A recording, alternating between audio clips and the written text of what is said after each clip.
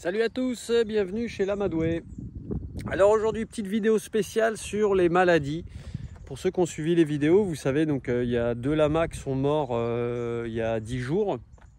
Sont morts d'entérotoxémie. Mais ça serait peut-être pas le problème. Le problème, ça serait certainement la FCO, donc la fièvre catarrhale, qui sévit en ce moment. Alors d'habitude, vous savez, je filme dans les conditions du direct. Bon, ça va être encore le cas aujourd'hui, mais d'habitude je prépare rien, je fais tout au feeling. Là, la situation est clairement grave, donc j'ai pris des petites notes pour une fois. Alors je vous pose là et je vous fais un petit topo. L'association française des lamas et alpagas ont fait une réunion hier, donc une réunion par visio avec leurs vétos référents. Donc des vétérinaires d'expérience qui ont vraiment l'habitude des lamas, des alpagas. Donc dans cette vidéo, je vais souvent dire le mot lama, mais si vous avez des alpagas, vous transcrivez par alpaga, parce que c'est pareil.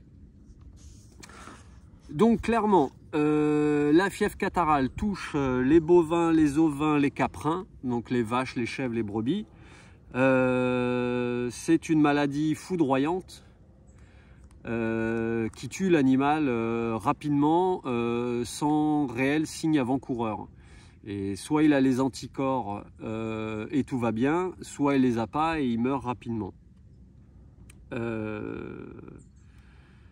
Donc voilà, au niveau de la FCO, il y a, si je dis pas de bêtises, 12 types différents. Et chaque type est unique. C'est-à-dire que si on vaccine, il y a un vaccin qui fait le 4 et le 8, le type 4 et le type 8 en même temps. Mais si l'animal a un type 12 par exemple, eh ben, il ne sera pas du tout immunisé contre le type 12. Donc c'est clairement chaud. On nous conseille très fortement de vacciner tout le monde. Mais sans garantie, quoi. Donc c'est ça aussi qui est chaud. Pour information, donc fin septembre, entre fin septembre et le 9 octobre 2023, il y a eu 150 foyers en plus de déclarés. Et aujourd'hui, donc au 9 octobre, donc ça c'est les sources de l'ANSES, on est à plus de 600 foyers en France. C'est une maladie qui n'est pas soumise à déclaration ou à voilà, protocole sanitaire, choses comme ça, ce qui pose question. Clairement, en 2015, il y a une grosse vague de FCO, donc de fièvre catarrhale, et tout le cheptel français a été vacciné. Autant les lamas, les alpagas que les bovins, les ovins, tout ça. Et depuis quelques années, il n'y a plus rien. Et là, visiblement, ça repart et ça reflambe. Donc ça flamboue. Donc les endroits où il y a eu clairement pas mal de cas déclarés: Ardèche, Ariège, Aveyron, Cantal, Corrèze, Dordogne, Gard, Haute-Garonne, Lot, Lozère, Puy-de-Dôme, Tarn, Tarn-et-Garonne. Voilà, je crois que j'ai à peu près tout dit. Donc comme je disais, 150 foyers en 15 jours. Et là, clairement, l'AFLA, donc l'Association française des lamas alpagas, ont recensé à peu près 20 à 25 décès brutaux ces derniers jours. Donc c'est pour ça qu'ils ont, là ils tirent la sonnette d'alarme et ils ont fait une réunion spéciale. On va avoir une réunion spéciale pour la MHE, c'est une autre maladie encore, mais là j'ai pas beaucoup d'infos donc je m'étalerai pas là-dessus. Donc quoi faire? Alors, plusieurs possibilités. Déjà, on va parler de prévention. Il faut que vos animaux soient bien nourris, complétés en vitamines comme il faut. Donc ça, soyez vigilants à ça. Il faut essayer de mettre des pièges à mouches parce que c'est une maladie qui est diffusée par les moucherons et par les moustiques. Donc il y a un piège à mouches qui marche très bien, ça s'appelle le Red Top, comme le couvercle rouge. Voilà, c'est des choses réutilisables et intéressantes. Donc ça, j'en ai commandé en urgence parce que clairement, depuis hier soir et ce matin, je suis très stressé. J'étais redescendu un peu en pression, mais là, clairement, je suis remonté d'un cran parce que visiblement, c'est chaud, quoi. Donc voilà pour la prévention. Bien nourrir ses animaux, les compléter en vitamines comme il se doit. Mettre des pièges à mouches, voilà, essayer de nettoyer les crottiers au max. Pas laisser d'eau traîner avec des moustiques, voilà, hein, les larves de moustiques, on sait ce que ça fait. Voilà. Tout ce qui va pouvoir booster le système immunitaire est bienvenu. Voilà, mais ça pareil, j'en dis pas plus parce que j'ai pas trop de recul là-dessus. Qu'est-ce qu'on peut faire en cas d'animal malade? Si on voit un animal qui est patraque, déjà soit il est à deux doigts de mourir, qu'on soit clair avec ça, soit c'est peut-être qu'il est patraque d'autre chose. Mais dans ce cas-là, dès qu'on a un doute, c'est directement analyse sanguine. Donc ça, le vétérinaire, il peut le faire facilement, d'aller faire une prise de sang. C'est ce qu'on appelle un test PCR FCO. Donc il y a deux choses à vérifier. Parce qu'il faut bien en parler à vos vétérinaires ou aux services départementaux, parce que tous ne sont pas trop au courant, et notamment chez les camélidés, c'est un peu compliqué, quoi. C'est des animaux qui viennent d'un autre continent, qui ne sont pas des animaux européens, donc ils réagissent, ils ont évolué d'une manière unique, donc ils subissent la maladie de manière unique aussi, et à la fois individuelle. Parce qu'il y a bien sûr une immunité ou une sensibilité individuelle aussi, hein. Je ne vous fais pas le topo sur le Covid, des gens qui n'ont rien eu, des gens qui ont été asymptomatiques, des gens qui en sont décédés, des gens qui ont été malades mais c'est passé, des gens qui traînent encore des symptômes. Bah là, on est un peu sur le même genre de type de maladie, quoi. Donc voilà, pour l'analyse sanguine, il y a un test PCR à faire, donc ça avec une prise de sang. Les petits tubes violets, enfin, les vétos ont l'habitude de faire ça. Donc ça, vous envoyez ça dans n'importe quel laboratoire pharmaceutique, même pour humains, et ils font ça très vite, et c'est pas très cher. Donc ça, c'est top. Et il faut demander donc l'analyse virologique, savoir si l'animal il a le virus en lui, et il faut demander une analyse que j'appellerais immunitaire, savoir s'il a les anticorps. C'est deux analyses différentes. Ce qui est intéressant, c'est que on peut, avec l'analyse virologique, on sait s'il a le virus ou pas. Bon, ok, très bien. Et l'analyse immunitaire, on sait s'il a déjà les anticorps. Donc soit parce que l'animal a été vacciné avant, soit parce qu'il a déclenché les maladies et il a réussi son corps a réussi à guérir et à créer les anticorps. Pour éviter de survacciner s'il n'y a pas besoin. Et pour aussi avoir des données, en fait. Parce que là, clairement, ce que nous ont dit les véto-référents de la FLA, c'est qu'on manque cruellement de données. De savoir, par exemple, moi, dans mon cas, l'entérotoxémie a pu survenir à cause de la FCO. Donc là, j'ai demandé à faire ce matin donc, des analyses FCO aux services départementaux. Voilà, et bon, j'ai eu des informations contradictoires il y a quelques jours. Ils me disaient non, c'est pas nécessaire. On a gardé l'organe, donc la rate. Je vais en parler après. Mais là aujourd'hui, j'ai demandé à ce qu'on la fasse. Et là, on me dit ah bah oui, c'est judicieux parce qu'effectivement, ça peut venir de là. Bon, voilà, on va voir. Malheureusement, comme on n'a pas anticipé ce cas-là, on n'a que la rate et on peut faire que la virologie. On ne peut pas faire le système immunitaire. Pareil, si j'avais su ça un peu plus tôt, Chacan, donc le mâle qui est mort, qui n'a pas été autopsié, on aurait pu voilà, faire aussi des analyses. Donc ça, c'est sur un animal vivant qui présente des signes. Donc n'importe quel signe, là, il faut que ça vous alerte et il faut vous bouger pour faire avancer le truc, quoi. Sentez-vous libre aussi, que vous soyez membre ou pas de la FLA, à envoyer vos résultats d'analyse, vos résultats d'autopsie. Chaque donnée va compter pour que notre collectivité, notre communauté et surtout nos animaux puissent être en bonne santé, quoi. Donc, parce qu'aujourd'hui, on manque cruellement de données, de savoir, tiens, l'animal, il a eu ça, ça a donné lieu à ça ou pas. Il y a plein d'incertitudes. Donc, plus on aura de tests PCR sur la virologie, sur l'immunité, mieux ce sera. Qu'est-ce qu'on fait dans le cas d'un animal retrouvé mort? S'il est frais, désolé des termes, hein, mais c'est comme ça, si l'animal est mort récemment, autopsie. Donc soit comme moi, on l'emmène aux services vétérinaires départementaux, quand c'est possible. soit on peut demander à un vétérinaire de faire ce qu'on appelle une autopsie de ferme. C'est-à-dire qu'il va venir sur la ferme, il va ouvrir l'animal sur la ferme et il va regarder ce qu'il y a à regarder rapidement, donc pas de manière aussi précise que dans un labo, voilà. Mais au moins ça permet d'avoir des informations. Et donc ce qui est important sur un animal mort récemment, c'est d'aller prélever du sang et surtout de prélever la rate. Donc ça, même franchement, si je l'avais su, comme il ne voulait pas me prendre Chacan parce qu'il était trop lourd à manipuler pour faire l'autopsie, si j'avais su qu'on pouvait lui prélever la rate, franchement, soit j'aurais demandé à un véto du coin de venir, ou clairement j'aurais demandé à quelqu'un qui connaît bien l'anatomie des animaux, donc des agriculteurs qui font, je sais pas, qui abattent leurs cochons, ou clairement des chasseurs qui ont l'habitude de vider des animaux et qui connaissent bien les organes, et clairement de prélever la rate, quoi. Et moi j'aurais pu emmener la rate directement au service vétérinaire. Bon, voilà, on fait ce qu'on peut avec ce qu'on a. Si ces informations peuvent vous aider, c'est tant mieux. Donc oui, il y a 12 variants, si j'ai bien retenu la leçon. Chaque variant est unique.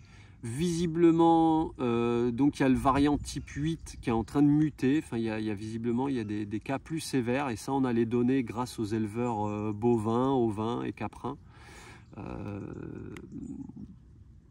Voilà. Donc le vaccin s'appelle BTV. Bernard, Thibault, Valérie, ils appellent ça BTV pur ou BTV 4-8 pour le type 4 et le type 8. Voilà, donc si le type 8 est en train de muter, ça va donner un nouveau type, potentiellement un type 13 si ça s'arrête à 12. Voilà. Pour les vaccinations, il faut 2 doses. Une première dose, puis une dose 1 mois après. Ce qui fait que l'animal il sera complètement immunisé au bout de 42 jours. Donc 42 jours pour les gens qui sont dans les départements à risque que j'ai cités tout à l'heure, clairement c'est chaud. Faut serrer les fesses, mais il faut faire ce qu'on peut avec ce qu'on a. Pour les gens comme moi qui sont dans des départements limitrophes, pareil, il faut se bouger et faire ça rapidement parce qu'il y a 42 jours. Donc des nuages de moucherons peuvent se développer très vite. Et malheureusement, l'été indien, c'est cool pour les vacanciers et pour nous, mais pour les moucherons et du coup les maladies qui se déplacent avec, c'est pas cool du tout, parce que c'est donc des mouches et des moucherons, des moustiques qui vont piquer et qui vont aller infester d'autres animaux. Donc les animaux ne sont pas contagieux. Si vous avez un animal malade, il n'y a pas forcément à le mettre à l'écart, il n'y a pas à l'abattre, ni à l'abattre tout le cheptel. Il n'y a aucune obligation sanitaire par rapport à ça. Bon, il faut être très vigilant, et là clairement, il faut essayer de faire des prises de sang sur tout le monde. Et donc les deux, à la fois la virologie, savoir s'ils ont le virus, et à savoir s'ils ont les immunités ou pas. Voilà, pour avoir des données. Et pour que chaque éleveur ou chaque propriétaire de l'amas d'alpaga puisse savoir où en est son cheptel, ses animaux, quoi. Voilà, donc pour l'instant, il n'y a qu'un seul vaccin pour la FCO qui est disponible. Il y avait un vaccin qui était visiblement plus efficace et en une seule injection, mais clairement, en fait, apparemment, les services de l'État les ont tous mis de côté. Parce que s'il y a une grosse flambée qui part, il faut pouvoir au moins sauver, vacciner par exemple les animaux les plus importants, c'est-à-dire les animaux reproducteurs. Parce que clairement, le jour où on n'aura pas assez de vaccins, il faut faire des choix. Et ça, c'est très compliqué, c'est forcément un crève-cœur. On n'a pas envie de dire, tiens, un tel, tu vas être vacciné, et puis un tel, toi, tu ne le seras pas. On aurait envie de protéger tout le monde. Voilà. Donc petit rappel aussi sur les vaccins, c'est jamais du 100% efficace et il peut toujours y avoir des réactions. Voilà, chaque être est unique, il peut y avoir des réactions. Il est possible de vacciner une femelle gestante, il est possible de vacciner des cryas à partir, je crois qu'il disait, de 2 mois et demi, mais même avant.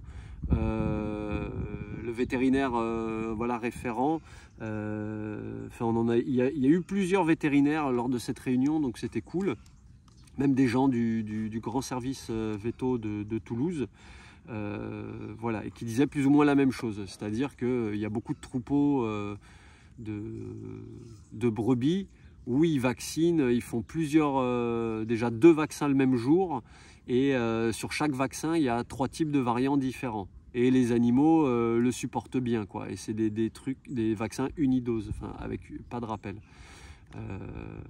Donc là, dans mon cas, où moi je dois faire l'entérotoxémie et la FCO, on peut commencer par celui qu'on veut, et on peut enchaîner à 1 semaine d'intervalle. C'est-à-dire faire la FCO, par exemple, aujourd'hui, donc la primo-vaccination, et la semaine prochaine, ou dans 10 jours, faire la primo-vaccination FCO, ou l'inverse, enfin, entéro, FCO, vous aurez compris.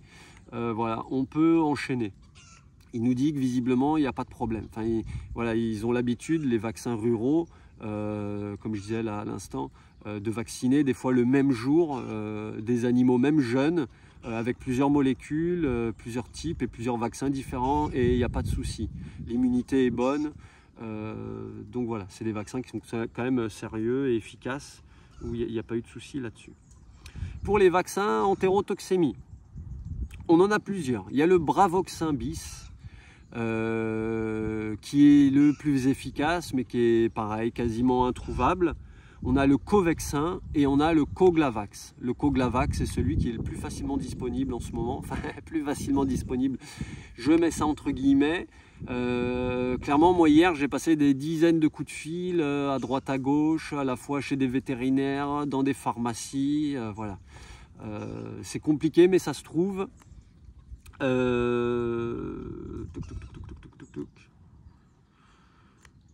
Voilà, pareil, un conseil qu'on nous a donné, c'est de nous regrouper par voisins. Par exemple, ceux qui ont beaucoup d'animaux, vous allez devoir acheter ça se fait pas trop en unidose apparemment, c'est souvent des flacons multidoses, qui certains valent 200 ou 300 euros le flacon, quoi, pour une 50aine de doses. Donc comme il faut faire 2 doses, la primo-vaccination et le rappel 1 mois après, il peut être intéressant de contacter des voisins qui ont 1 ou 2 lamas ou 3-4 lamas et dire tiens, je vais avoir des doses en plus. Donc de vous organiser, de vous synchroniser. Donc le protocole, c'est du sous-cutané. Donc entre guillemets n'importe qui peut faire une injection, donc un vaccin sous-cutané à son animal. Donc sous-cutané, on prend un bout de peau qu'on tire comme ça et on va planter l'aiguille dans le bout de peau ici ou là, en fait, en travers. Hein. C'est sous-cutané, c'est pas intramusculaire, on va pas dans le muscle. Donc on prend un pli de peau et on y va. Donc ça, j'ai jamais fait, moi je suis prêt à le faire, il n'y a pas de souci. Je vous ferai sûrement une vidéo là-dessus quand on le fera, quand on aura les produits. Il faut donc que ça reste réfrigéré. Donc même si vous avez, je sais pas, 4 ou 20 lamas à faire, entre chaque injection, on remet le flacon au frigo ou dans de la glace. Enfin, si comme moi vous n'avez pas d'électricité sur la ferme, voilà, de mettre ça dans une petite glacière pour qu'entre chaque vaccination ça reste bien au frais. Une fois qu'on a ouvert le flacon, c'est valable 24 heures. Donc si vous devez vous organiser avec vos voisins, soit vos voisins ils viennent chez vous pour vacciner les animaux, soit rapidement vous allez amener le vaccin réfrigéré chez vos copains, quoi. Voilà, quoi dire d'autre? Oui, il est possible aussi de voir avec votre vétérinaire pour commander en même temps un bouchon, comment ils appellent ça, mince? Bouchon multiponction, pour faire plusieurs ponctions sans avoir à chaque fois à rentrer dans le flacon, visiblement. C'est un truc qu'on va retourner, hop, on va mettre dans la seringue, on va remettre l'aiguille et flac. Voilà, on va piquer tout le monde. Donc voilà, rappel, les animaux ne sont pas contagieux entre eux. C'est pas parce qu'ils vont se cracher dessus, se postillonner, etc., qu'ils vont se contaminer les uns les autres. Ça va venir via les insectes piqueurs. Et des insectes piqueurs, il y en a plein. Donc ça ne sert à rien de faire la liste, il faut essayer de protéger comme on peut. Les répulsifs qu'on peut mettre sur les lamas sont visiblement assez inefficaces. Enfin ceux qu'on met sur la laine en tout cas. Moi j'ai récupéré, ceux qui ont suivi les vidéos sur la castration, un produit pour chevaux, donc on achète dans les boutiques pour chevaux, qui est en gel. Et donc, parce que les parties sensibles, c'est les aisselles, et ici, l'aine, le pubis, quoi. C'est ici qu'ils viennent. Mais c'est ici, on ne va pas mettre des produits n'importe comment. Donc je pense que sur ces zones-là, le produit en gel, c'est pas mal. Mais voilà, faute de mieux, on fait comme on peut, quoi. Même si c'est clairement des produits que moi, que j'aime pas utiliser, notamment sur ces zones où il y a de la peau et c'est sensible. Voilà, les produits peuvent passer à travers la peau. Vaut mieux un coup de produit pas cool de temps en temps que de retrouver des animaux morts. Enfin voilà, moi je pense que chaque chose a sa place à un moment donné. Les produits naturels, la prévention, etc. c'est génial. Il faut en faire au plus possible. Mais quand la situation est critique, parce que visiblement c'est le cas aujourd'hui, on passe à des choses un peu plus fortes. Tant que c'est ponctuel, je pense que c'est pas très grave. Voilà, j'ai fait le tour. Donc si vous avez des copains dans votre entourage qui ont des lamas, des alpagas, mais même quelques moutons, quelques chèvres, etc., faites gaffe au niveau de la FCO, donc fièvre catarrhale, la MHE et l'entérotoxémie. Voilà, ces 3 maladies sont liées. Et si vous avez une mort brutale d'un animal qui allait bien, pareil, donc oui, j'ai pas pensé à ça. Mais il est très intéressant de faire une coprologie, donc l'analyse des vers parasitaires sur vos lamas, qu'ils soient vivants ou morts, parce que ça peut être une cause en fait. Des fois, et si lors d'une autopsie on trouve énormément de parasites, on peut dire que la FCO, comment dire, elle a peut-être fini l'animal. L'animal, son système immunitaire, vu qu'il avait beaucoup de parasites, était faible. Et donc la FCO, entre guillemets, l'a fini. Mais quand il y a des morts subites, comme moi j'ai eu, et comme malheureusement d'autres ont eu, et il y en a qui ont été beaucoup plus touchés que moi, il est intéressant de savoir voilà, s'il y a eu des parasites ou pas. Moi, clairement, Esperanza, ils ont retrouvé quelques strongles, donc quelques parasites, mais tout le monde m'a dit que vu le niveau qu'il y avait, et donc il faut faire des coprologies quantitatives, pas juste la liste des parasites, mais leur quantité. Donc ça coûte un peu plus cher à faire, mais c'est pas une fortune, hein. Et là, au moins, on connaît le seuil. S'il y en a beaucoup ou pas, et suivant les taux, on a assez de recul maintenant avec les lamas et les alpagas pour savoir si ce taux est acceptable ou clairement si c'était critique. Donc moi par exemple, donc pour dire sur Esperanza, ils ont retrouvé quelques strongles, mais c'était très peu. Donc on sait que c'est pas ça qui a causé la mort. Mais c'est voilà, c'est bien de pouvoir faire le tri pour avoir des informations précises et pour que les vétérinaires et que toute la communauté puissent avoir un peu de recul et un peu d'infos fiables par rapport à ça, quoi. Donc voilà.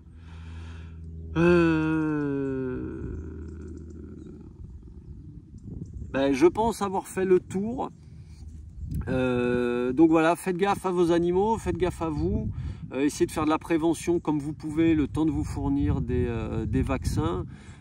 Voyez avec vos vétérinaires d'avoir des vaccins. Si vous êtes aux alentours de l'Hérault, ma vétérinaire Mélissa Pace, P-A-C-E, se déplace voilà, facilement et rapidement. Bien sûr, ça génère un surcoût, hein, le déplacement, mais vous pouvez trouver quelqu'un voilà, dans le coin qui a des infos fiables, qui a de l'expérience, qui a l'habitude voilà, des lamas, des alpagas. Voilà, je vais arrêter cette vidéo là-dessus. Je vais continuer de prendre soin des loulous. Mais clairement, voilà, c'est chaud. Donc faites ce que vous pouvez. L'entraide, c'est important. Voilà, pas forcément besoin Enfin, voilà, je pense qu'on a besoin de s'entraider les uns les autres là dans cette période un peu critique. Et si vous avez besoin de plus d'infos, demandez-moi, demandez à la FLA. Enfin franchement, la FLA, ils font un super boulot. Ils ont édité un petit guide rapidement là pour nous aider. Qu'est-ce qu'on peut faire ou pas en cas de suspicion ou dans le cas d'un animal mort et tout. Ah là, petit scout. Ça va? Ouais. Donc voilà, vérifiez que vos animaux mangent bien, que l'eau soit propre, voilà, faites gaffe aux moustiques, aux mouches, etc. Là, on va aller nettoyer les crottiers et tout pour éviter, voilà, au maximum. Voilà, on fait ce qu'on peut, chacun fait ce qu'il peut. Voilà, je ne vais pas en redire ce que j'ai déjà dit. Essayez d'être solidaire, de faire gaffe à vos animaux. Et affaire à suivre, j'ai envie de dire. Allez, des bisous tout le monde, portez-vous bien, gaffe à vous et aux animaux. Ciao, ciao.